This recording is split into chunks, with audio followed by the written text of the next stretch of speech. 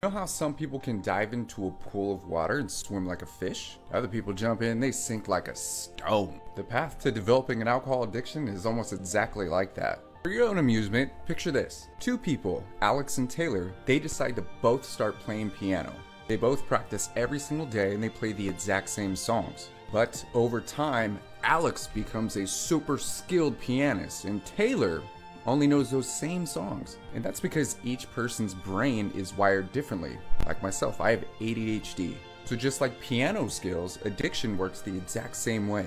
Some people can drink alcohol exactly the way an alcoholic would and never become addicted. Their brain chemistry is different, and they could stop whenever they want to, even though there's a level of difficulty because they're not addicted. They practice playing the exact same dangerous game, but they didn't take it too far. Whatever you practice, you will become proficient in. That includes preparing for an addiction by drinking the exact same way an alcoholic would. That's what a high tolerance is. Now, imagine two other people, Chris and Jordan. Chris drinks a glass of wine at dinner, enjoys the taste, and really embodies the experience. Jordan, on the other hand, drinks to numb his emotional pain and escape his realities.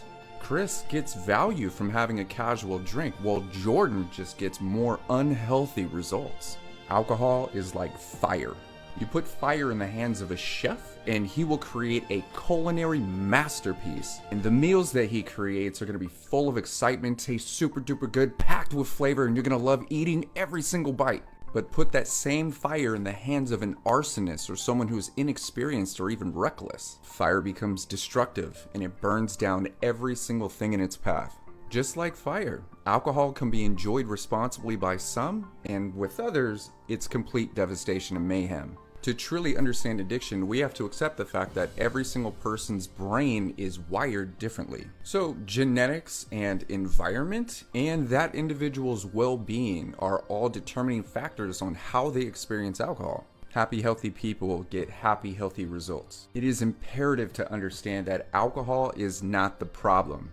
Alcohol is the symptom. So if you're wondering to yourself, why is it that some people become addicted to alcohol while other people just enjoy it casually? Remember, we are all different swimmers in the pool of life.